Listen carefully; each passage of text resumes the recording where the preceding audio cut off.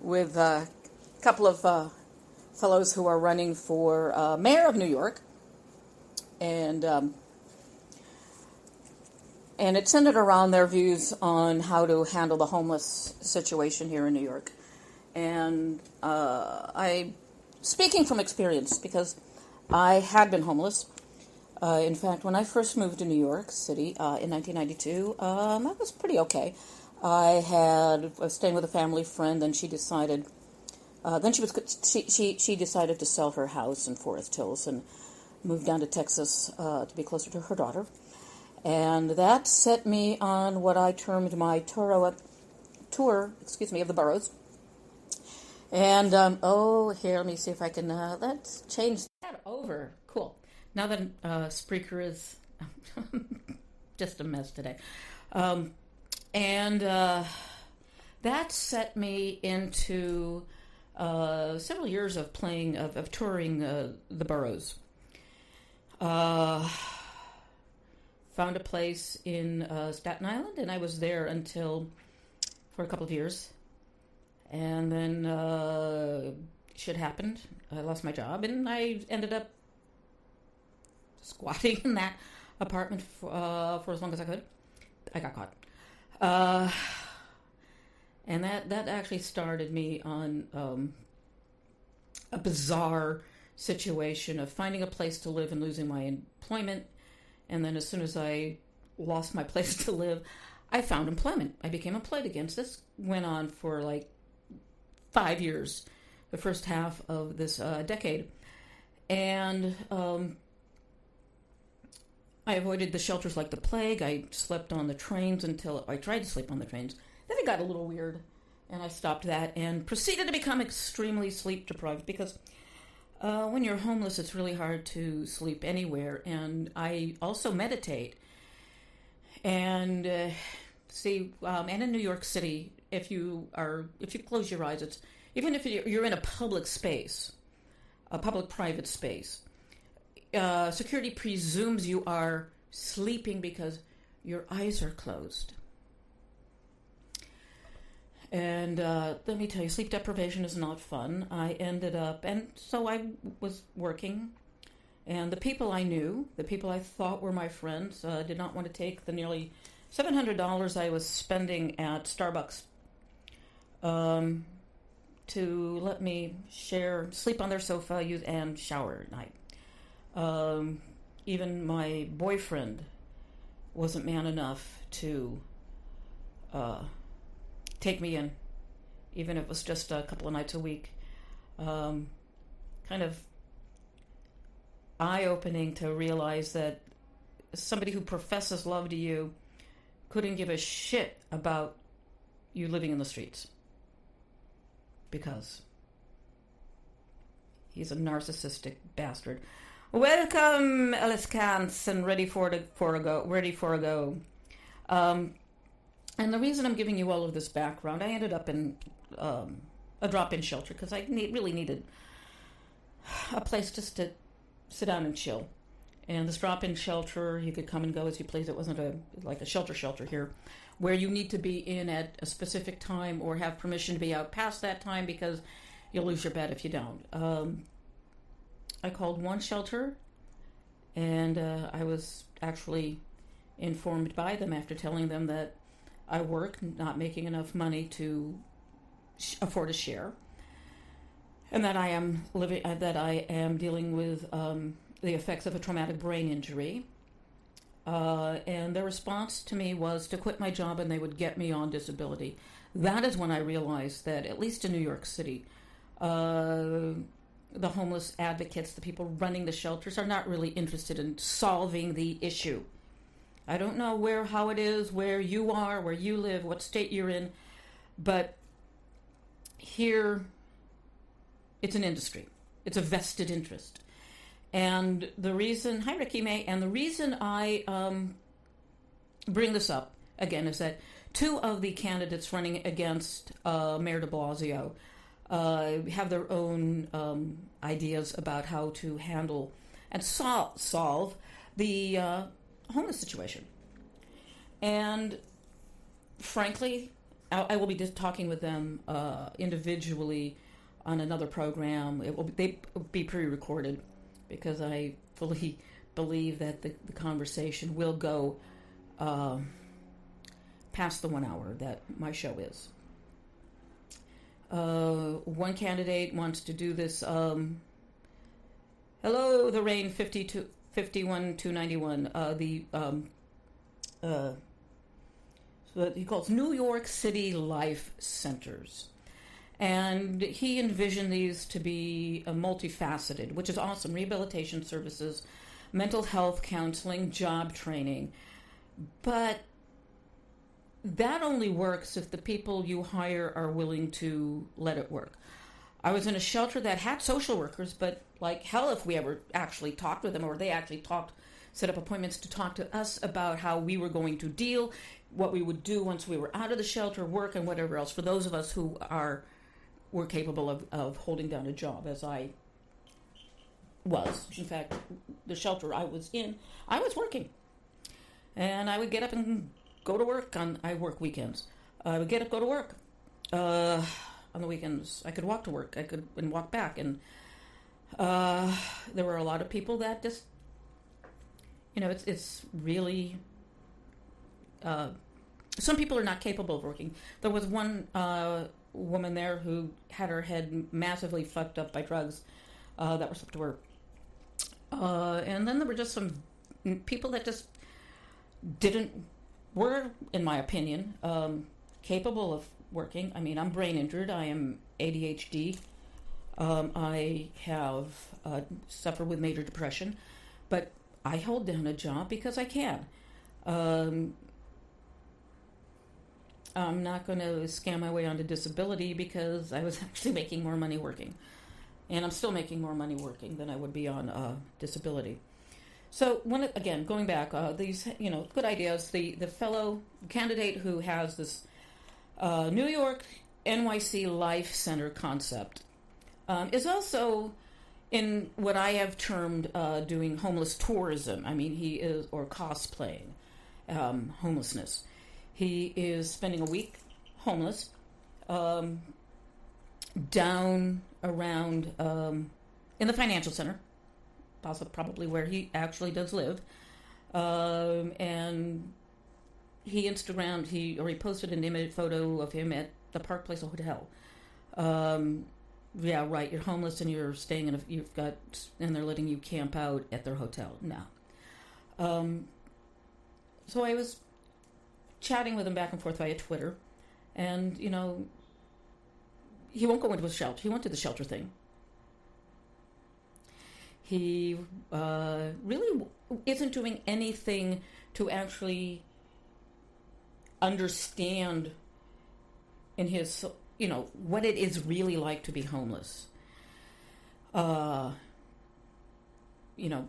out on the street, not in a safe place where you are, he needs to, he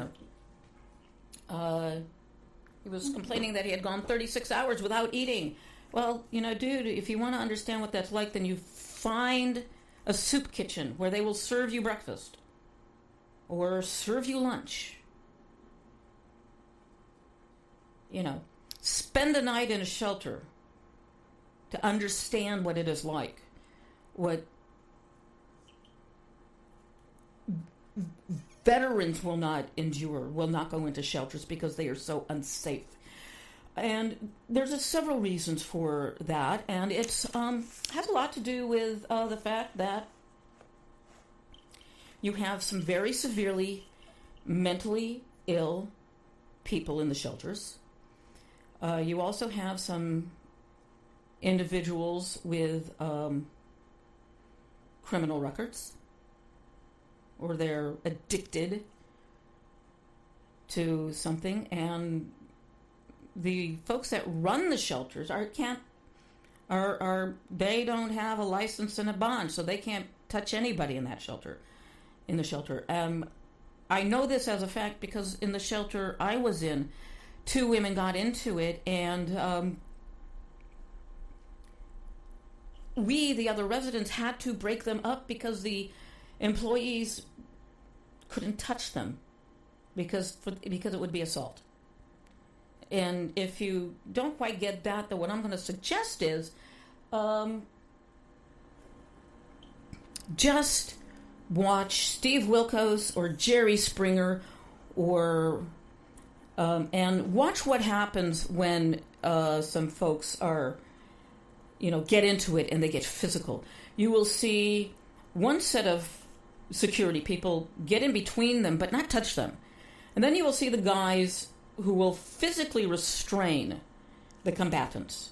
The difference is that the guys who are physically restraining the people on that set, they are licensed and bonded, so they can touch you without being sued. And the people that man the desk, and they can't do that. They don't have that license and bonding. Another one of the residents there, she was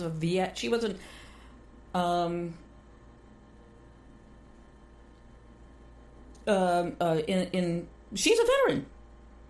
She was in the shelter. She came back from the war unscathed, and another resident in that shelter who was slightly crazy attacked her and stabbed her in the eye with a pencil. And everybody knew that particular individual was potentially violent, but nothing was ever done. There were no psychiatrists there to talk to people. The social workers that were there, they didn't give a shit. They were more concerned about... they were more upset when I asked for a menorah around at Hanukkah than anything else. How dare I not be a Christian? We could not have, amongst the rules that we had, we could not play radios in the dorm. And yet we were all subjected to the praise radio of the person babysitting us.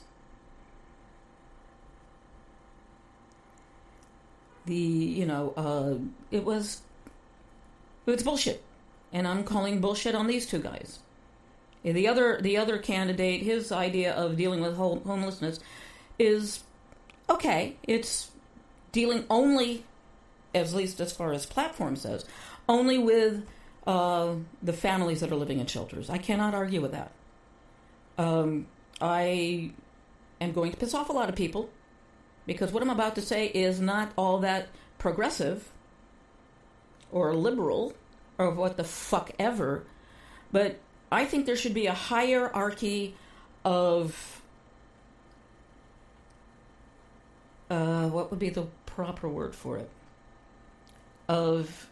It's a terrible word, but I'm not even going to use it. It's not appropriate. But there is a hierarchy, in my opinion, of who gets into housing first. And for me, I believe that families, single mothers, homeless, and families with both mom and dad there, they get housing priority. That is followed by men and women who have jobs but don't make enough money to afford anything. And veterans, actually, I would put veterans before single working people. I feel that the last people group that should get housing are the drug addicts. If somebody is so severely mentally, I'm sorry, that's how I feel.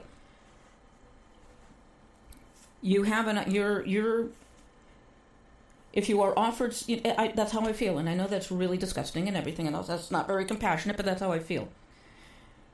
Single mothers and children should not be in the environment of living in a shelter. Especially the children. They should not have to do that. They should not have to live like that. Here in New York City, where your income needs to be 40 times the rent for you to find a place to live,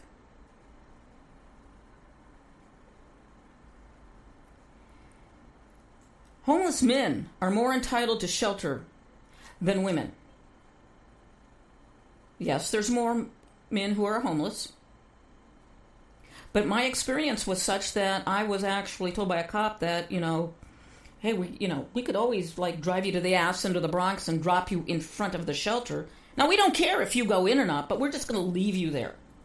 No public transportation, nothing.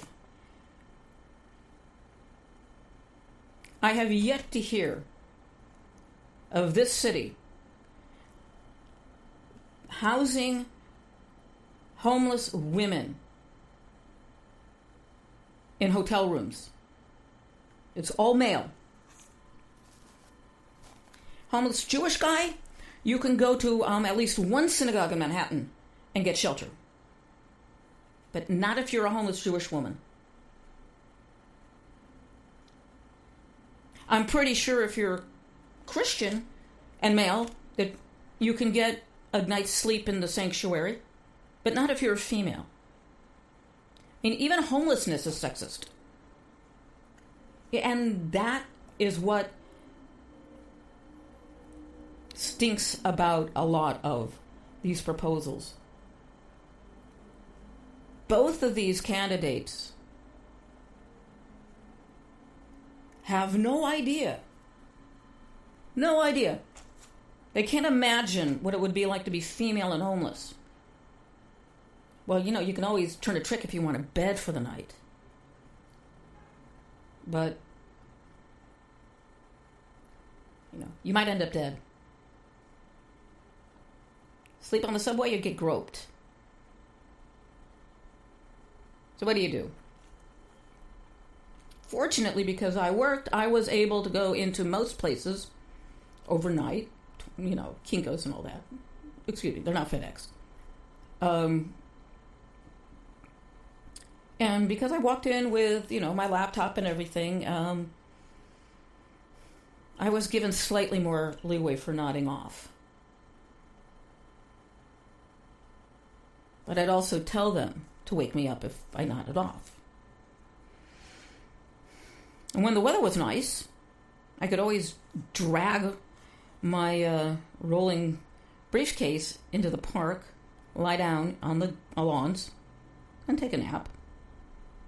Now, I was pretending I wasn't homeless, but, really I wasn't fooling anybody. I wasn't fooling anyone.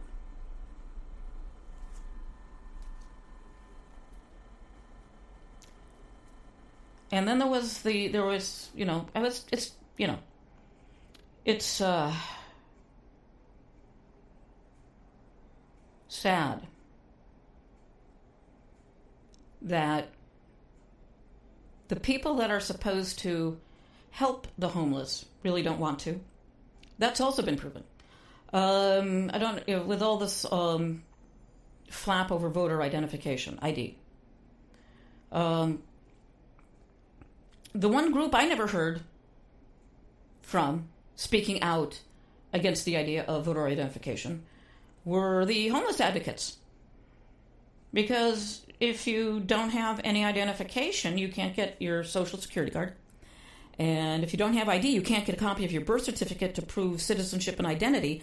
So I guess that makes a permanent underclass of homeless. People that are always going to be living in shelters. Now, I don't know if they can get out of the shelters without all of this identification, but they sure as hell can't get, they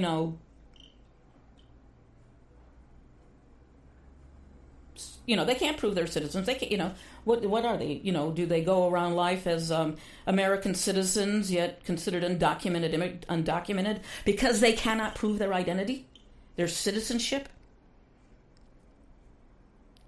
I couldn't get a copy of my birth certificate to renew my passport. So I had to have a friend of mine, a coworker, come down to the passport office and vouch for the fact I was an American citizen.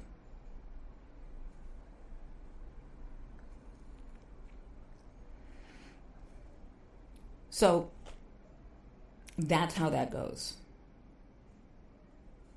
And frankly, and I know a lot of you listening out there, sad to say, but I would not be at all surprised to know that you really don't give a shit about this because it's not your problem. You don't want a shelter or services in your backyard.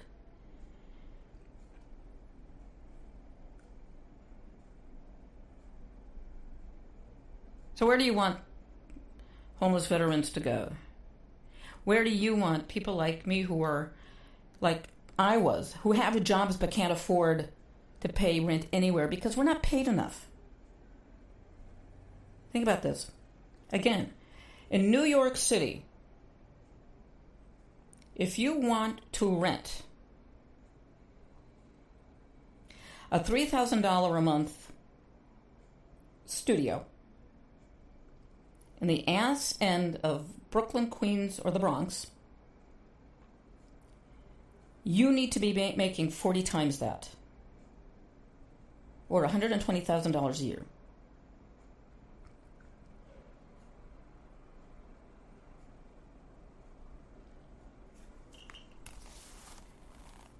Think about that. We'll be right back after this.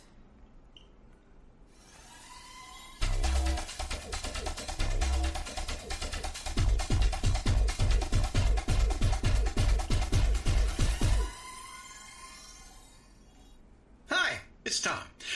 Could we humbly suggest your donation to netrootsradio.com? All we've got to run this 24-hour powerhouse of progressive resistance radio is what comes out of our own wallets. And you are our biggest donor. It doesn't take much, $3, $5. Just go to the bottom of our netrootsradio.com page and hit our secure donate button. Heck, you can even make a recurring contribution, and you'll get a wondiferous pair of Netroots radio stickers for application to your backpack, your bumper sticker, or your banjo. Well, it's up to you which backpack you want to put it on.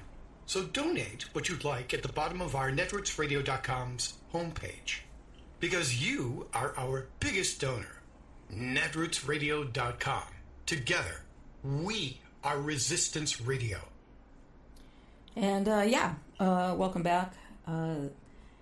Again, as Tom said, we don't get paid for this. The only people in our on our staff that do get paid are the good IT folks on the San Carlos Apache Reservation who keep us up and running.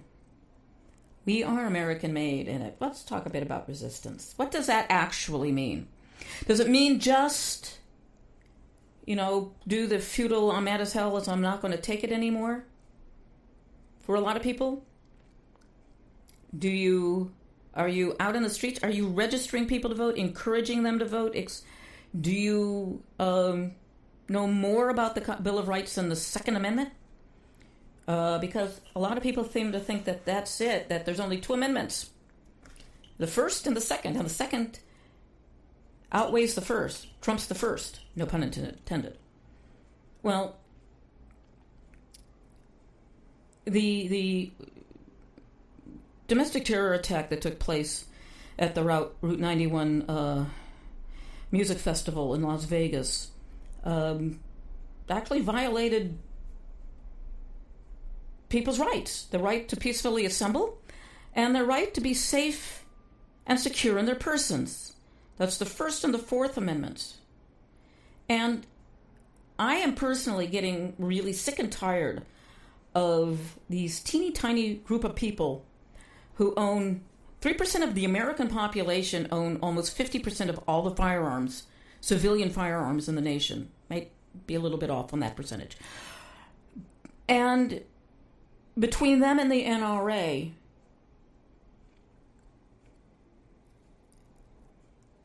it's infuriating for them to whine about how my right to be secure, to be safe, and,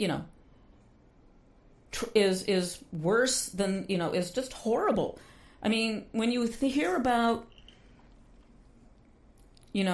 people getting shot entering their own homes, that victim's Fourth Amendment right, even though it refers to, for the most part, will be argued that it's only about criminal proceedings and warrants and all of that, and probable cause and all that. These people had reason to believe that entering their own home, their loved one wasn't going to shoot them thinking that they were a criminal.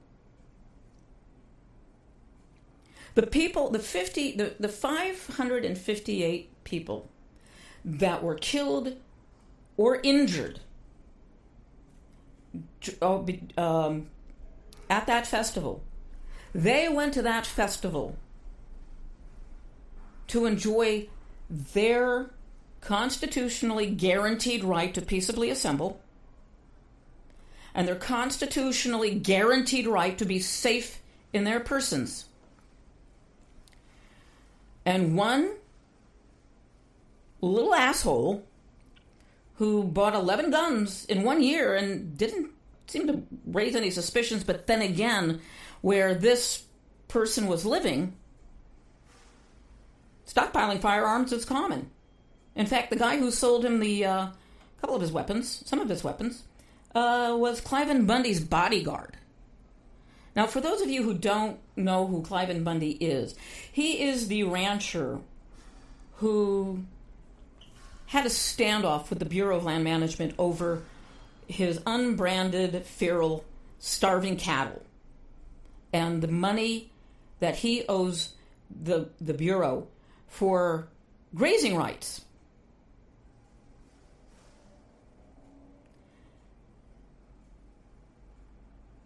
And just do some searching on Cliven Bundy, Bunkerville. In fact, Pete Santilli, I was associated with him before he went crazy. He was a nice guy. Hey, Sink. And he became sort of like the propagandist, provocateur for the group at Malheur Refuge. In fact, he just pled guilty to something, and he pled guilty to something. So he's got a lot of restrictions on him. But just fascinating case of exactly what the NRA was trying to start. And that was the Bundy gang, were looking to start a range war because Cliven didn't want to pay his grazing fees. But I can guarantee you that if he had a tenant and that tenant decided to not fucking pay his rent, Bundy would have been all over his ass with eviction notices and demands to pay. And going back to the guy who murdered 58 people and tried to murder 500 more, he may or may not have been associated with that vile crew, but he sure as hell knew of them. Surprise, I'm not! I love it. That's great. Awesome. I'm so strident and masculine in my voice. Yes, indeed. That he also apparently tried to ignite the jet fuel tanks that were near the concert venue as well. I fell about a month and a half ago and split my ear open, and it still itches. And I support a well-regulated militia and the right to bear arms in a well-regulated militia. So my opinion is that if all these amosexuals want to hold on to their weapons, they should join the fucking National Guard. They can go back and point to the days of immediately after the revolution, and every male had to own a musket and be a member of the militia, but they were not permitted to openly parade around with their muskets if they weren't drilling. As for the Wild West, Dodge City, you went into Dodge, you had to surrender your guns to the sheriff. Let's talk real gun control. So this is all bullshit. The NRA doesn't... when I was growing up, when I was in the 1960s, the NRA was actually an organization for gun owners. And they promoted gun safety. And then came Ronald Reagan as governor of California, and the Black Panthers. And the Panthers, standing on the Capitol, and the Panthers were openly carrying shotguns. They were observing the police. There were absolutely no instances of gun violence on the part of the Panthers and the police at that time.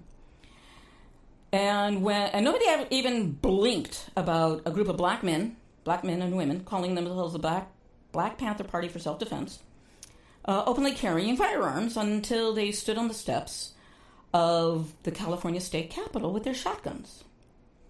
And suddenly, a state senator by the name of Mulford introduced legislation to outlaw open carry. That bill, the Mulford Act, has been the only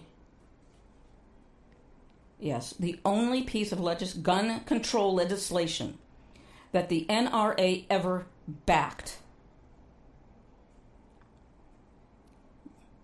Because of a group of black men with rifles, shotguns, standing on the steps of the Capitol. I can guarantee you, if those men had been Caucasian, because that's what white people were called back then, Caucasian, that bill never would have been introduced, and California would still have open carry today.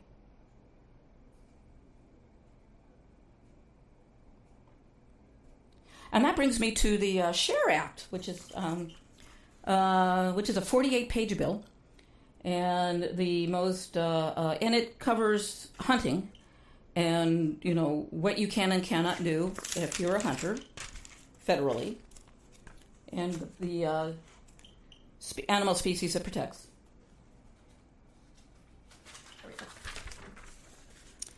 And buried in that bill, which an individual who read it, noted, is that buried in that bill of all those protections, talking about is in the shooting range provisions. Let me open up the actual bill.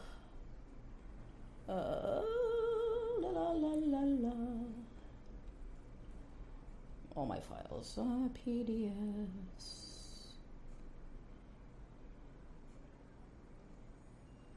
Be here in a moment.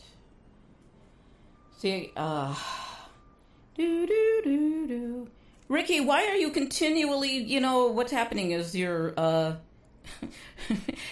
is your connection dropping? Or what?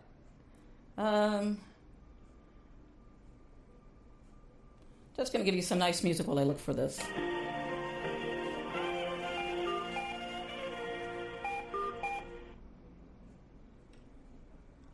Still looking for it. Real show and control of the White House. Yeah. Listen to some. Oh, Ricky, what's going on with you? This is just a 5-minute clip, a clip from one of my favorite TV shows, Twin Peaks.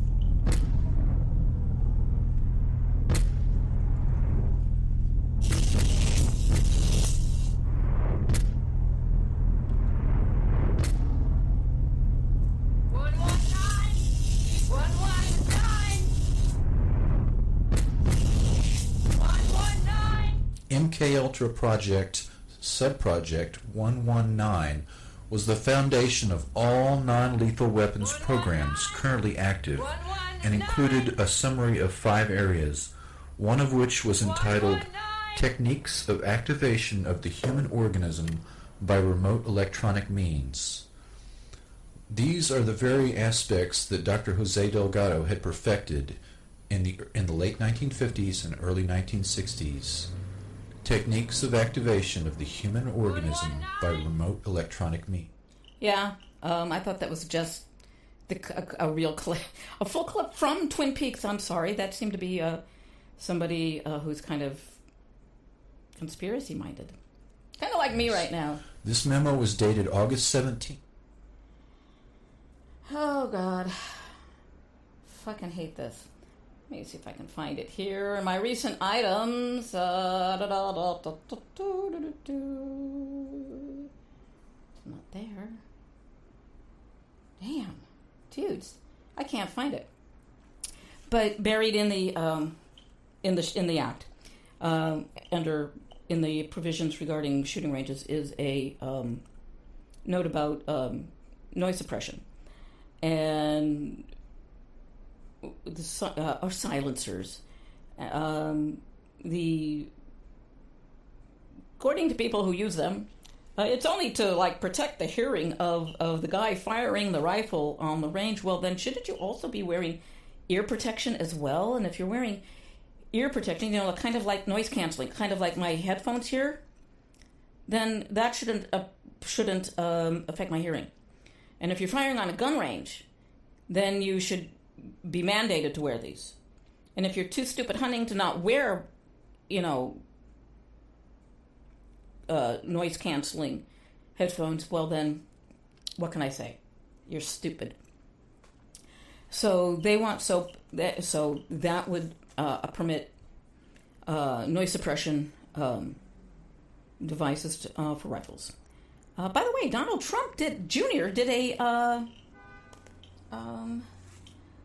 TV spot or a spot promoting that. Let me see if I can find it here and run it. There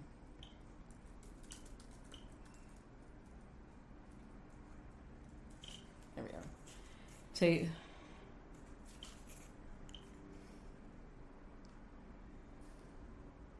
I'll go for this video. Do do do do do do.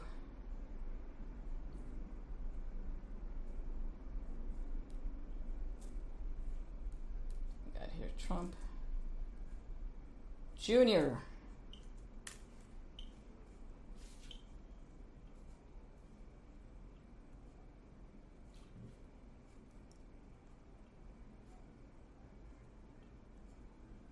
Yeah, I'm going to run this one through you. You know what? I gotta try the shotgun just because it's so unique.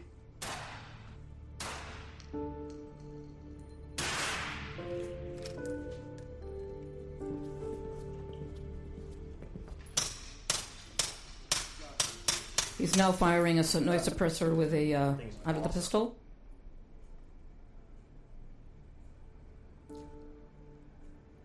This is a bold step for us because, obviously the country is very divided.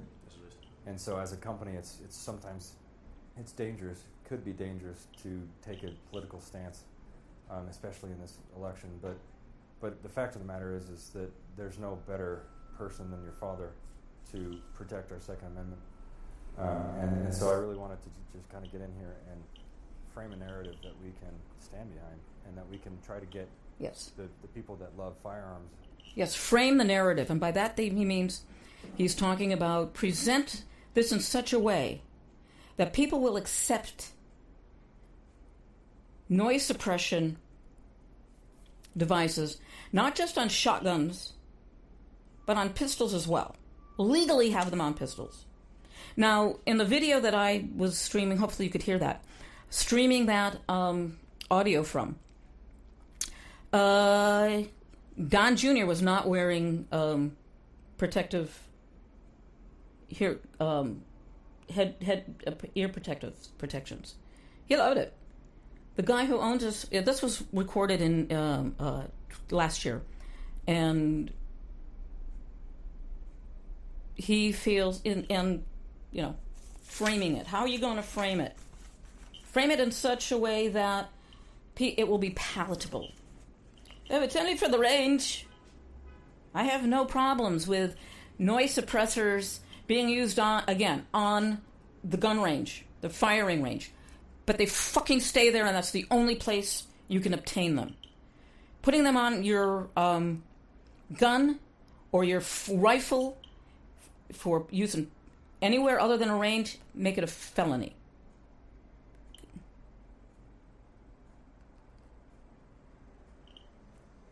Our community, in our industry, to if they're on the fence, if worried about anything, to understand, like, sometimes you have to look past some things. Listen, I get that. That's the nature of politics. I mean, there are people, in this day and age especially, it's not like, okay, well, I agree with a lot of that, but a little bit of this I disagree with. I mean, today there is a divide, and it's almost like a 50-50. You're one way or the other.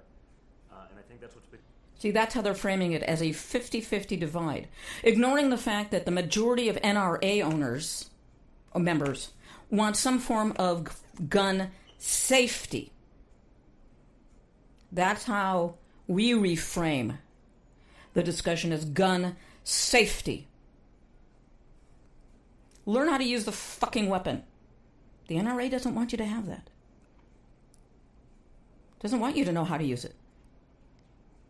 Fun fact, the NRA will not allow you to carry your firearms at any of their functions. NRA gatherings are gun-free zones. What does that tell you? They know full well how deadly somebody with a gun can be who is already, maybe had a little too much to drink. Let's bring it into the bars, man. Let's have, shoot 'em ups. And little Donnie Jr. here, who can't actually hunt unless it's canned. And by a canned hunt, that means the animal is released. You don't hunt. They release the animal and you shoot it. That's not hunting. That's called a canned hunt. So we have a little Donnie Jr. who is enamored, who also has a little penis because he loves big guns. Eric is the same way. And we continue from there, and it's like, he's going 50-50. It's a 50-50 thing. No, I fully support the Second Amendment and the right to bear arms. But I also think you need to be in a well-regulated militia, which means a well-trained militia. There were people at the Route 91 concert who were carrying firearms because it's legal to do so in the state of Nevada. And they had the common sense not to pull their weapons because they knew damn well that they would be taken for shooters as well, and they would be shot.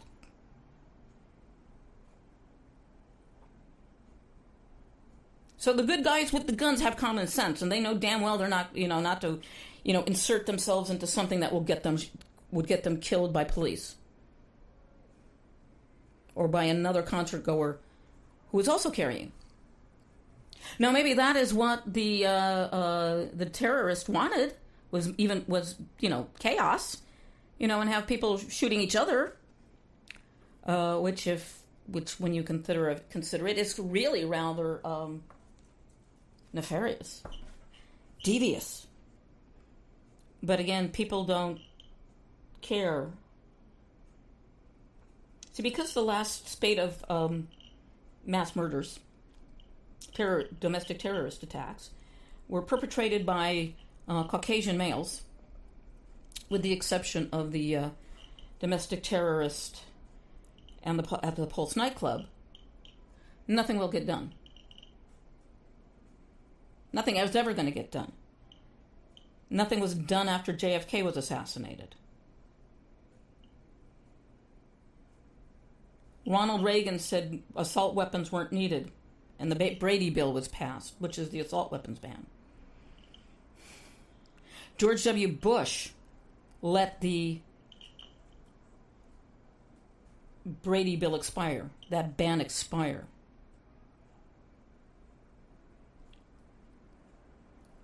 Ain't nothing going to happen Even after the Malvo shooting, sniper shooting incidents, nothing was done. Gabby Givers was shot. Nothing was done. Sandy Hook, nothing was done. It's all a false flag. And will be considered a false flag until the next mass shoot. I mean, people even considered San Bernardino, where a friend of mine died. Saving other people's lives was considered a false flag. Fake, phony, fraud. Because we've entered into a era where if it ain't on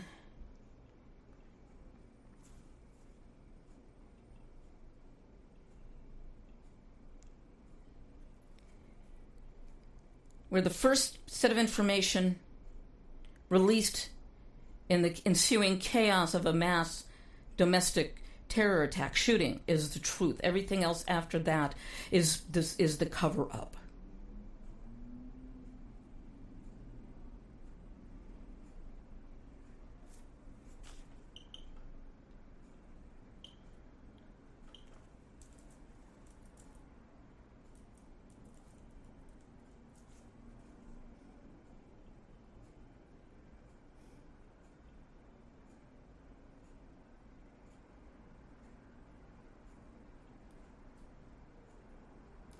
So it's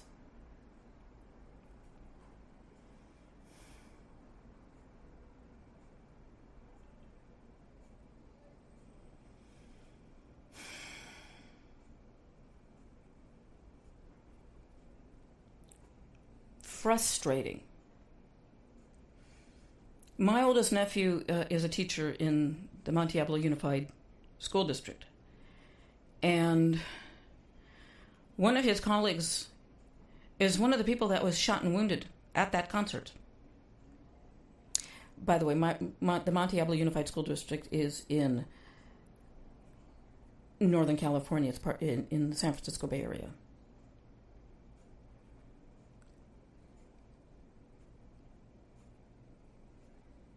I've had friends who were shot. Like I said, a friend of mine was shot by the San Bernardino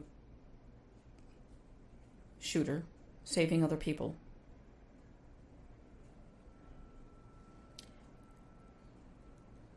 Congress needs to stand up to the people who are paying them, the NRA who is paying them, and say no more of your damned blood money.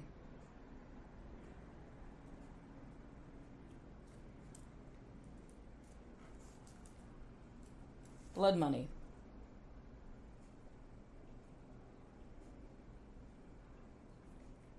And I'm going to ask you guys to do something. And that's call your congressmen and women. And, well, your representatives. Senate, House, senators, congressmen.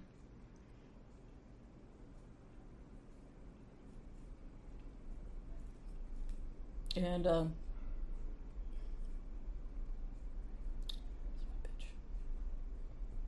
urge them to vote against what is known as the SHARE Act, even though it also is covers wildlife for that. And the the other thing about what is embedded in the act, besides the silence, the noise suppressors, is the legalization of armor-piercing bullets. These are also called cop killers because they will go through body armor. And especially if your representatives are Republicans and they are up there screaming Blue Lives Matter, then you have every right and responsibility to hold them to it and tell them, don't allow armor-piercing bullets into the hands of civilians who want nothing more than to kill cops and soldiers. especially killing cops. You oath keepers out there, you should be up in arms about armor-piercing bullets. But I know you're not, because you're too fucking right-wing to understand that your silence is going to be supporting the possible death of your compatriots in blue uniforms.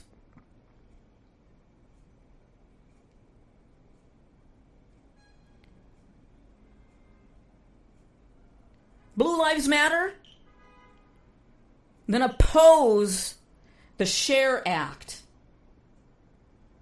And the number is 855-971-2021. That's 855-971-2021. I'll have the phone number for that.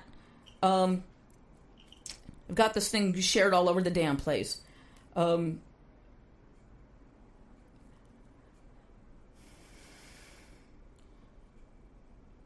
I'm going to share it to my show's Facebook page, which is facebook.com/masterlesspeople.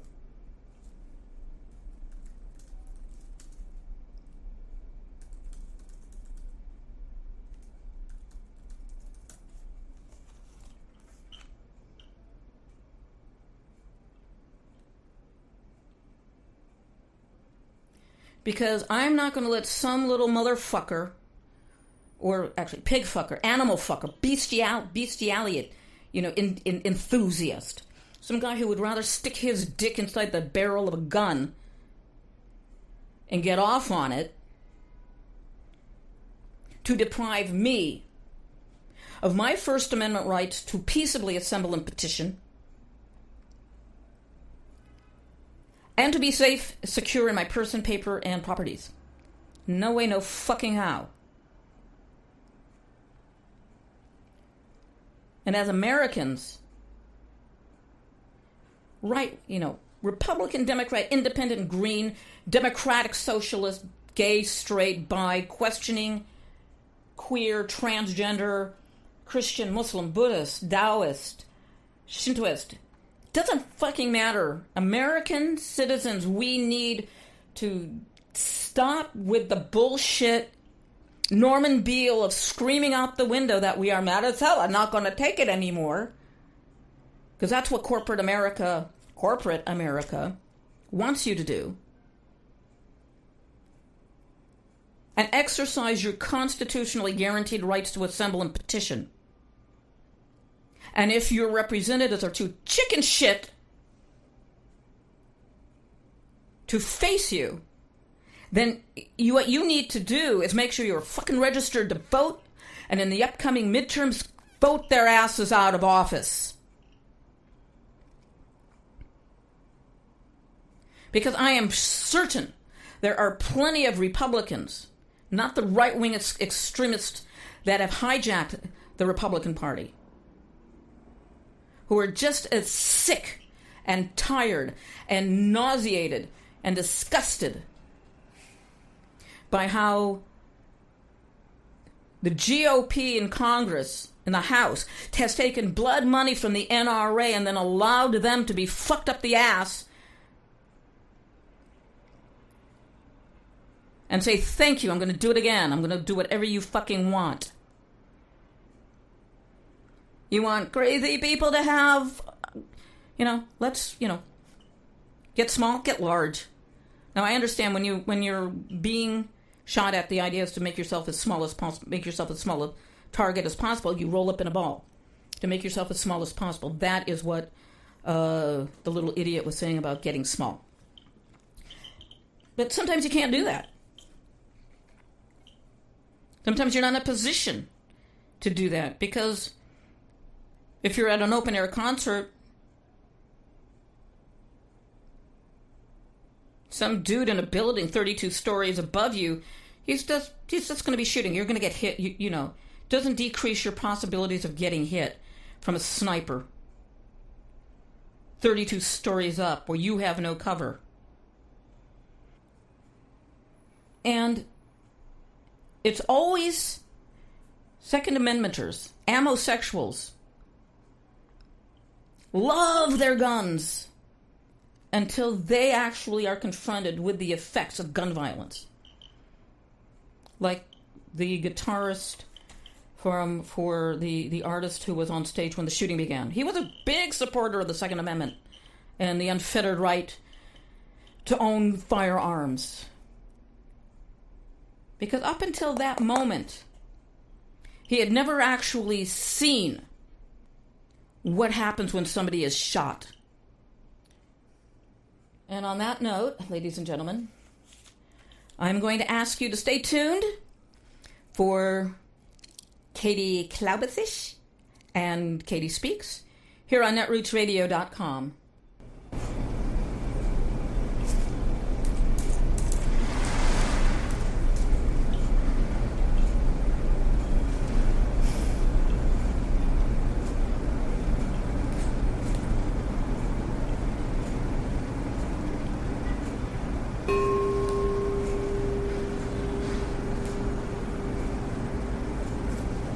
Ladies and gentlemen, please stand for a prayer for the fallen.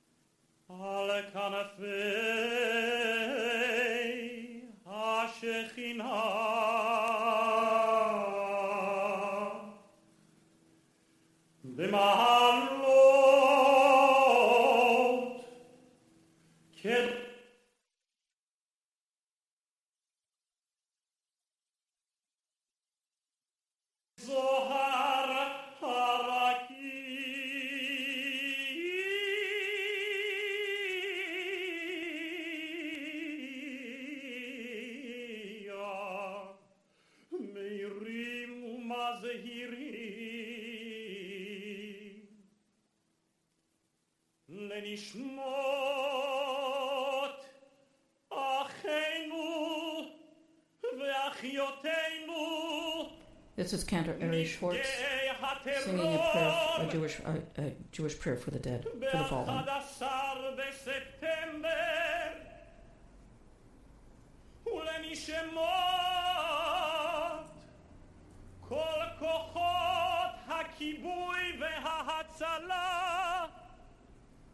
שמסרו נפשם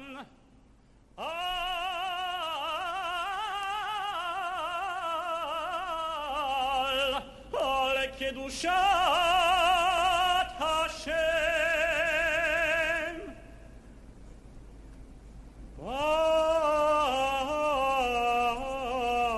בעבור שכולנו מתפללים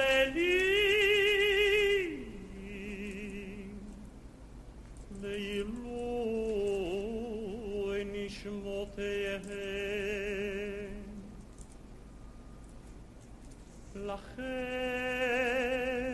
אבר הרחמים יסתירם בסתר כנפיו לעולמים ויצרור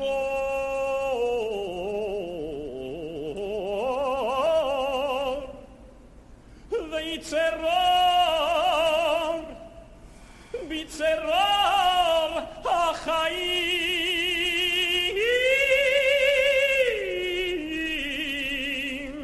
את נשמותיהם אדוני הוא נחלתם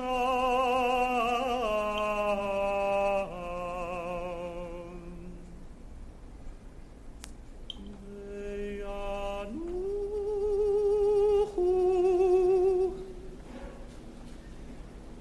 ושלום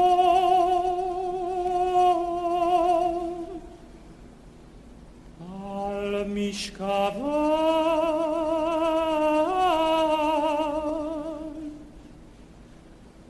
ונאמר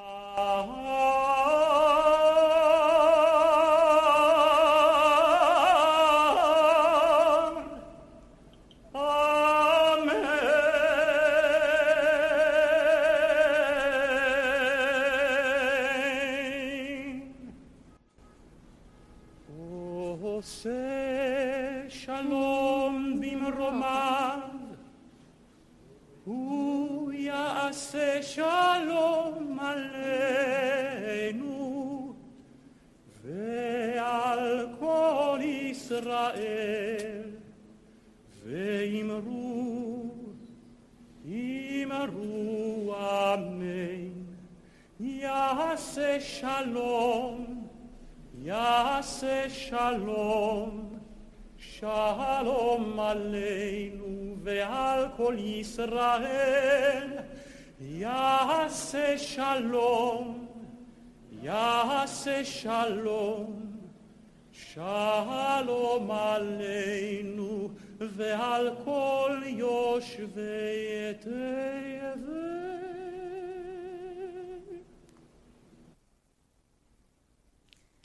I want to thank you all for joining me today, and I'll see you next Saturday. Same bat time, same bat channel. Take care. Enjoy the rest of your weekend.